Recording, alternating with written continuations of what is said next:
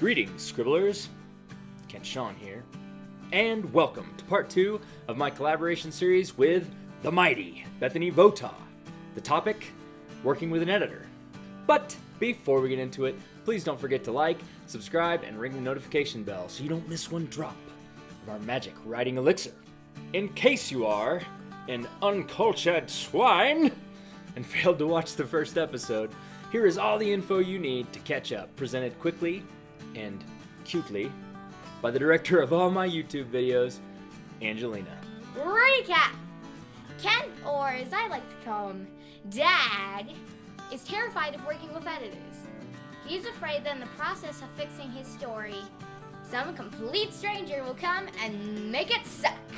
So he decided to start with something small, a sci-fi short called Lydia, and work with someone he knows and trusts, Bethany Votaw, indie writer and freelance editor. Thanks, Angelina.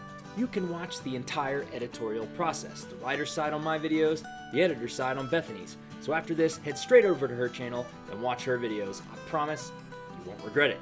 First off, this process is a lot simpler than I thought, and so far, I'm actually having a blast. After Bethany read the story, she prepared an editorial letter with developmental recommendations and a Google Doc so that I can track suggested copy edits. I decided to film my reactions in real time as I read the editorial letter. So join me and find out what Bethany liked and what she didn't. Okay, here we are in the Kent Cave, ready to open Bethany Votaw's editorial letter for my short story, Lydia. Without going too deep into the story, I did write Lydia the same day that I finished my first novel, Children of Doom. Why would I do a crazy thing like that? Well, I know when a lot of people finish a long project, there tends to be a kind of hangover and a period of time where they stop working. I promised myself I wouldn't get into that habit. I have a lot of stories to tell, and I really feel like a day that I'm not writing is lost time. Okay, here we go. I'm going to open Bethany's editorial letter right now. I have not seen one word of this. Okay, so she broke the letter into sections. Character development and character relationships are first, which kind of threw me. I was expecting plot or summary right off the bat. She lists my characters, a short list. I have 5 whole characters in this puppy, sort of. No spoilers. A couple notes here. My main character is named Jesse James, obviously referencing the Old West outlaw. The story's set in the future. Jesse's parents had no idea they were naming their son after a famous outlaw. Neat stuff. Unfortunately, none of it survived the second draft, so this is really an artifact of a dead subplot. She also mentions the spelling of the antagonist name is weird. I do that a lot. I don't know why. It's a bad habit. So far, everything that she's pointed out, I don't see anything here I disagree with. There is, however, 2 points that confuse the hell out of me. I'm reading them right now. There is a point of confusion about what happened to Jesse's wife that I thought was clearly spelled out. Really threw me for a loop as it's a critical point in the plot. Next is character voice. She mentioned we need more contrast between the protag and the antag. Protagonist! I'm an antagonist. I completely agree with her. I'm looking forward to spicing up the antagonist dialogue a bit. I want to be careful doing that. Just some grace notes or quirks of speech, not some crazy phonetically rendered drawl that slows the action. I think you know what I mean. Okay, now on to the structure section. Let's read. When I say let's, I just mean me.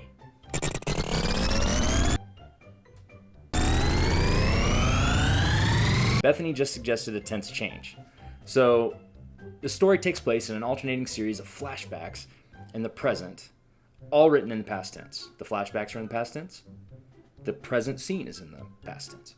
So, she suggested switching all the scenes that aren't a flashback to the present tense. I'm not sure how I feel about this. I really like the idea of a tense change to show contrast, but I write most of my stuff in past tense. I've read some great stuff in the present tense, but it is far harder to pull off and jarring as hell when it's done poorly. I'm actually reading a Stephen King short right now in the present tense, and there are some passages that are clunky, even for a genius like King. Oh, it's getting good now. The biggest change suggested is in the writing style section. This is a suggestion to change to first person. So Bethany's idea is to be closer to the protagonist. We need to jump in his head and go first person. I like the idea, but as soon as I get into the scenes between the protagonist and the antagonist, which is a lot of the story, I lose my ability to really describe the face-off between them. And the reveal at the end, which I'm not going to give away here, just collapses. I'd have to reimagine it completely. I don't know that I want to. So everyone that's read the story has told me they like the ending the best. Now, I love third-person, free and direct style. What is that? It means you're in third, kind of a close third person, but you're able to jump inside the character's head and hear their thoughts. Got me thinking, Bethany.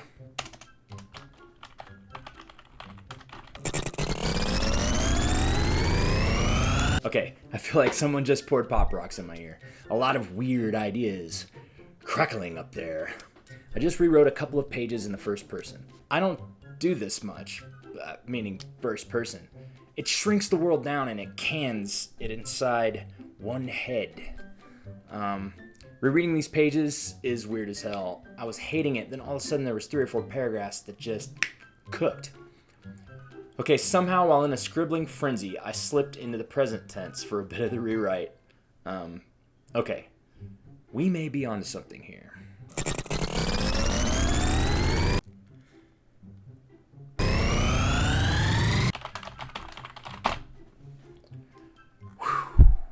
Okay, I just redid the whole thing first person present tense.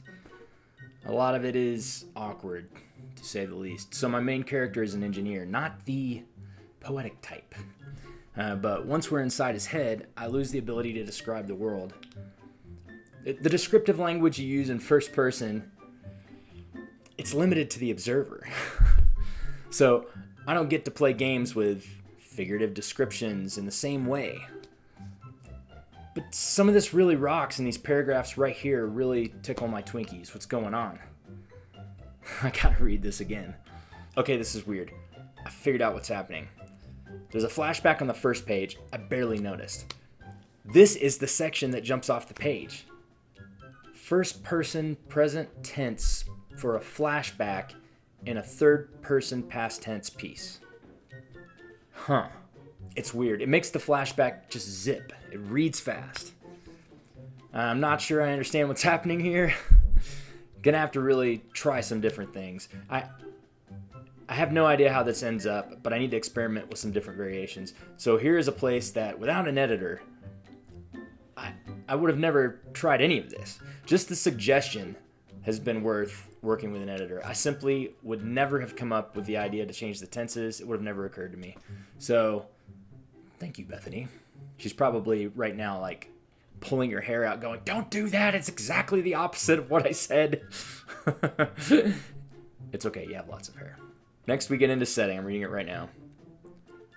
And setting. All her recommendations are awesome. I don't want to give away too much here, but I agree with everything she recommended, so great. I'm reading the plot section. This is mortifying. Okay, I tried to be really subtle with some plot points, but in the end, it's supposed to all make sense. There are some things the main character does that you absolutely won't understand until the climax. Unfortunately, Bethany did not understand them even then. So being subtle didn't work out so great. Kind of feel like Bethany hit me with a hammer. So I just went back through the story and read the clues I dropped for the plot points that she mentioned. When you read them in a row, it seems pretty clear, but I sprinkled them through the story, spread out. Might not have been enough. All right, special terms section. This is kind of world building, so it's a science fiction story. So obviously we're gonna have some stuff that I made up, which is with me, usually most of the things I do. I don't do research, so I just make everything up. Special terms. Try not to chew a hole through my lip. So my precious creations apparently were not clear. You didn't understand the context in which I mentioned a lot of my world building stuff. And that is always the author's fault, never the reader's. So yeah. All in all, I would say I'm agreeing with Bethany's assessments and recommendations at about an 80% rate. That is way more than I expected. Bethany definitely had some insights that got my motor running, but the big sticking point is the POV intense change. I have a lot of problems with first person in certain scenarios, and it torpedoes the climax of my story. But this idea of doing first person present tense flashbacks really has my brain cooking. So far, this is way more fun than I thought it would be. There were definitely some surprises and thought provocation, so stay tuned for the big reveal and our final thoughts on the finished piece. And please don't forget to submit your 5K or less short story to the awe-inspiring, cup-destroying, pencil-snapping, pen-draining, head-balding, metaphor-mangling, sentence-spewing, cash reward-reaping short story competition. Up, go! Submissions close July 1st, winners announced August 1st, cash prizes and bragging rights are up for grabs. Link to the video with the details in the description below. Thanks for watching. Please don't forget to like, subscribe, and ring the notification bell. You can follow me on Instagram or Twitter, and please come visit my website, kentshawn.com. Till next time, Scribblers, butts in seats, fingers on keyboards. And trusts. Bethany Votaw. Votaw. Votaw. Say it. Votaw!